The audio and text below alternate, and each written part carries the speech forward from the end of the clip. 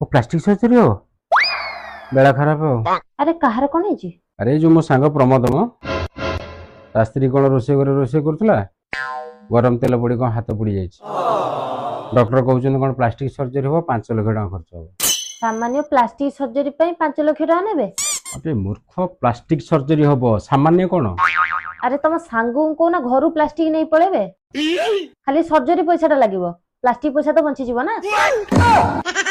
अरे तुम माने सब जानी पारनो से माने प्लास्टिक ना रे तुम माने लुटुचंदी।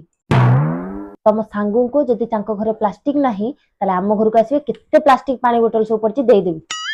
आ एते कष्ट काई करिवु सांगू कहि दउची ता स्त्री को नेकी आम घर पळि आसीबो आ तू निजे एटी प्लास्टिक जे तरले ता हाथ लगे दउ हे जिवो कोन।